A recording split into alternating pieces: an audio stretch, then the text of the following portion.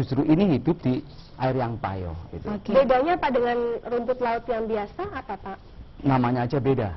Salah satu contoh kalau rumput laut jenis kotoni, ini namanya jenis Gracilaria. Gracilaria. Jadi kalau rumput laut mungkin ada yang biasa di laut. Rike, ini rumput laut yang hidupnya di tambak dengan air payau. Kalau ngomong air payau berarti dia ada kadar-kadar tertentu Pak. Jadi ganggang itu, bukan ganggang, rumput laut itu bisa hidup di salinitas air berapa mungkin? Minimal salinitas 10 sampai salinitas 40. 10 sampai 40. Pertumbuhan bagus adalah salinitas 25-30. Kalau di tempat Bapak sudah 25 sampai 30 bagus ya. Berarti dengan kata lain, apabila di salinitasnya di bawah 10 nggak bisa hidup ya. Nggak bisa itu. Nggak bisa hidup. Baik Bapak, sebelum kita bertanya tentang proses pembuatan ini, sebelumnya di tempat Bapak itu kalau pakan bebek pakai apa Pak? Jadi sementara ini kan perkampungan Itik atau Brebes terkenal dengan dua produk unggulan, bawang dan telur. Telur asin. Nah, di situ pun banyak peternak Itik yang menghasil telur. Nah, sekarang ini Brebes terkenal dengan juga sebutan Kabupaten Rumput Laut. Oke, Brebes Kabupaten Rumput Laut. Itu sudah dicanangkan? Sudah dicanangkan saat tanggal 9 Juli 2011. Pas ulang tahun saya itu loh 9 Juli. Berarti ulang tahunnya udah lewat. Berarti ulang tahunnya Rumput Laut, bukan. Tapi ini 9 Juli luar ya, biasa loh. Yang tadinya kita mengenal Brebes dari telur asin dan juga tadi bawang. Bawangnya. Tapi akhirnya berkat Pak Haji Tabrani ini bisa jadi terkenal sebagai Kabupaten Rumput Laut. Kita beri tepuk tangan. Aduh, hebat sekali. Nah, sebelum ini Pak, pakannya bebek itu apa Pak? Pakannya bebek biasanya bebek ada dua. Bebek yang namanya pangon sama bebek yang kandangan. Kalau pangon itu yang dia di apa ya, itu namanya yang ada lagunya Cah Pangon. Itu Cah Angon. Gitu. Artinya bebek itu memang diangon oleh bocah angon itu. Nah, biasanya enggak, kalau Mbak Rike ke Brebes mau telur apa? Telur pangon atau telur biasa? Berilah telur pangon. Karena lebih enak. Karena bebek itu makannya seperti ayam kampung itu. Kalau yang tidak pangon itu hanya dikurung aja di kandang seperti ayam daging. Jadi stres mungkin makanannya ya, ini itu, ya lebih bagus yang pangon. Rumput ini membawa nutrisi yang bagus buat Itik. Orang makan telur paling senangnya adalah kuningnya biasanya. Kalau telur itu kita beri makan rumput ini, itu telur kuningnya akan lebih besar. Kuning telur itu lebih besar. besar. Warnanya ya Pak ya, kalau ada telurnya yang gede itu berarti rumputnya lebih Nah, bagus. itu kan yang disenangi telur kuningnya gitu, bukan cangkangnya atau gitu. Nah, ini. Cuman sayangnya kok kalau Pak Heri itu bawa ya cuman bawa pakan bebeknya itu loh ya. Kok kita kok nggak dibawa? Nah, justru itu Rika. Apa mungkin di sakunya Pak ada di mobil? Gimana ini? Nah, justru itu Rika, di sini jadi kita lebih bertanya-tanya sebenarnya apa hubungannya antara pakan bebek tadi dengan rumput laut. Nah, itu bisa rumput laut dijelaskan, Pak? itu salah satu tanaman ganggang yang hidup di air payo itu. Kami sekali tanam selamanya bisa panen terus. Panennya 2 bulan sekali. Itu yang basah seperti itu tuh asli kita ngambil dari tambak. Kemudian kita jemur. Jadilah seperti ini. Dalam kita memanen itu banyak binatang yang nempel di rumput. Ini ada namanya sumpil. Sumpil Nah, ya. ini keong-keong kecil gitu ya Pak kecil ya? itu. Dari ini kan namanya limbah, karena yang bagus kita kirim ke pabrik, yang limbah ini yang kita giling kasih untuk pakan Itik. Oh gitu ya. Nah, untuk tadi, jadi saya kronologisnya saya urutkan lagi ya Rike, mulai dari basah, kemudian dijemur, jadi kering, kemudian dipilih yang bagus nanti dikirimkan ke pabrik, yang limbahnya untuk membuat pakan Itik tadi. Dan ternyata memang hasilnya lebih bagus secara nutrisi gitu ya. Dan secara ekonomis lebih murah. Karena Itik pun sekarang makanan campurannya adalah pakai pilet. Pilet itu ikan yang dari laut yang hanya dagingnya jadi diambil, difilet. Sisa filet itu yang untuk makanan Itik. Nah, sekarang dengan adanya limbah rumput itu akan lebih baik. Oke, dan pemirsa di studio juga di rumah, untuk lebih jelasnya kita langsung saksikan dia secara visual bagaimana produksi dari pakan bebek di Brebes. Silakan. Rumput laut jenis Gracilaria sp ini merupakan tanaman air yang tumbuh baik pada air laut atau payau. Beberapa penelitian menunjukkan tanaman ini mengandung protein yang cukup tinggi antara 6 hingga 34%, rendah lemak dan kaya beta-karotin serta kaya asam lemak tidak jenuh. Rumput laut ini biasanya dipergunakan sebagai bahan baku untuk pembuatan agar-agar dan bahan kosmetik. Kandungan protein yang cukup tinggi inilah yang akan dimanfaatkan untuk pembuatan pakan ternak khususnya itik. Di Desa Randu Sangakulan, Kecamatan Brebes, Kabupaten Brebes merupakan salah satu daerah penghasil rumput laut, di mana dulunya para petani rumput laut ini bekerja sebagai petambak. Melihat potensi ini, Badan Penelitian dan Pengembangan Balitbang Provinsi Jawa Tengah memberikan pelatihan teknologi pengolahan limbah rumput laut menjadi bahan ekonomis kepada sejumlah petani rumput laut bertempat di SMK Agribisnis di Desa Randu Sangakulan, Brebes.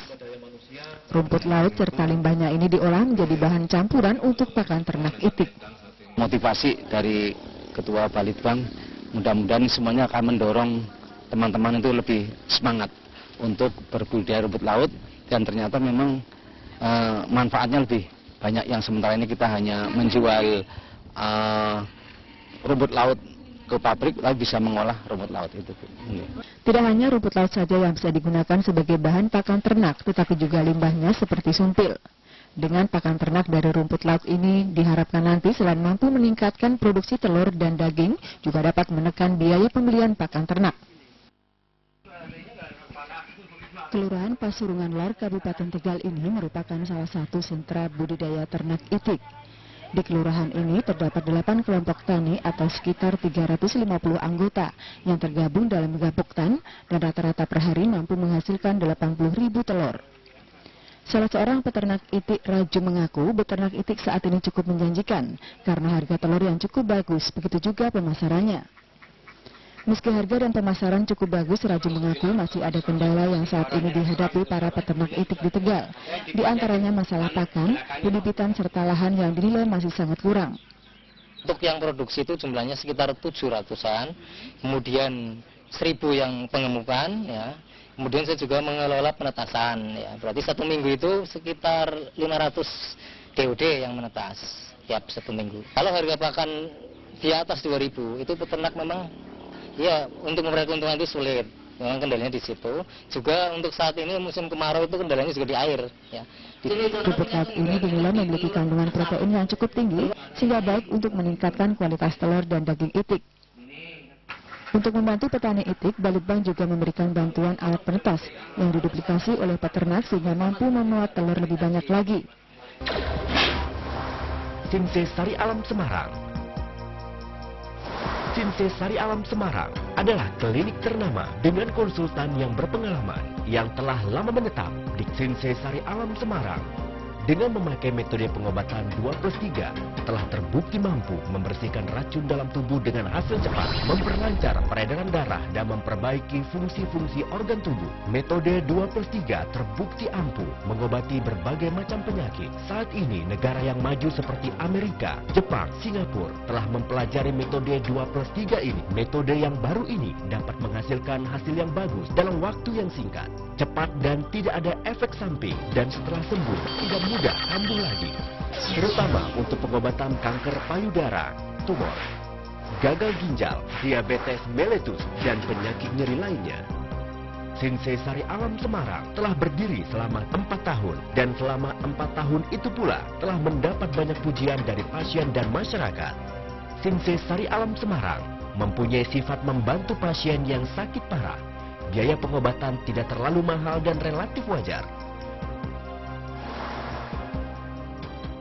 Untuk pasien yang menderita penyakit menular, bisa mendapat obat untuk mengantisipasinya. Datang dan berobatlah ke Sinse Sari Alam Semarang, Jalan Dr. Cipto 115A, Semarang Timur.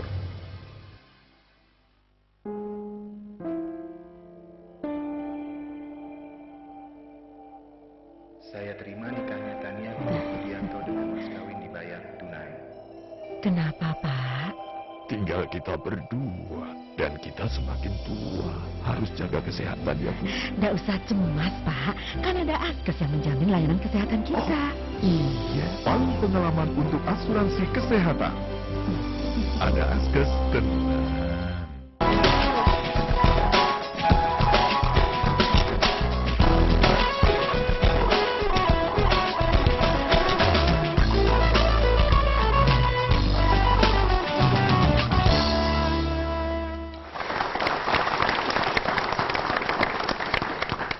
Pemirsa, Anda masih bersama kami, terima kasih, dalam acara Sampean Simpen. Ya, dan masih bersama Pak Haji Tabrani. Pak Haji Tabrani, biasanya itu kan hadis riwayat Tabrani, oh bukan ya? Iya Pak Haji. Tadi Rika, kita sudah lihat di visual, ada Gapoktan juga ya. Jadi di sini ada kumpulan desa yang membentuk suatu perserikatan, kelompok tani dalam menghasilkan rumput laut ini. Mungkin bisa diceritakan ada berapa desa Pak? Ya, kami memang menggunakan cara kemitraan. Dan alhamdulillah dari kita 2 desa yang dijadikan oleh Pak Gubernur Desa Rumput Laut, kita itu ada yang sejumlah 8 kelompok.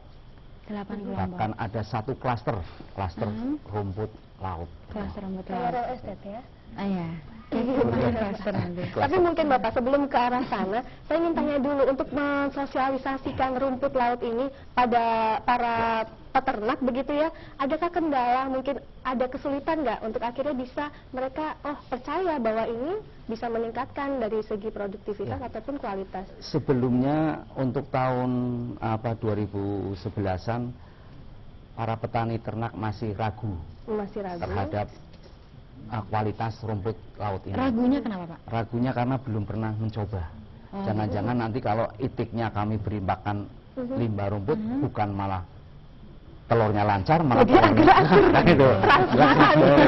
Setelah banyak penelitian, kemudian mereka juga tahu, kemudian setelah pakan itik itu memang mahal, sehingga kosnya tinggi, dia mulai melirik. Berarti sebelumnya Pak Tabrani ini juga ternak itik juga mencontohkan begitu, ini itiknya menghasilkan seperti ini atau gimana? Itu ada penelitian dari BPPT. Sudah diujikan dari BPPT ya? Ada penelitiannya. Sebutkan bahwa ini adalah bagus untuk itik, apalagi itik manusia pun mau tidur sampai tidur kembali butuh rumput laut. Oh gitu. Untuk mandi, kosmetik, sabunnya, kosmetik, agar bisa lancar ya. Dari bangun tidur sampai mau tidur. Lagi butuh rumput laut. Iya betul. Oke, kenapa tidak bebek ya? Bebeknya harus. Nanti bebeknya jadi transparan. Lalu Bapak akhirnya mereka percaya bahwa ini bisa meningkatkan kualitas telur ini dan lebih mudah akhirnya sosialisasi ke 8 desa. Sementara ini memang kelompok kelompok itik itu selagi pakan yang sementara mereka gunakan ada, memang tidak melirik karena agak susah kita untuk harus menunggu.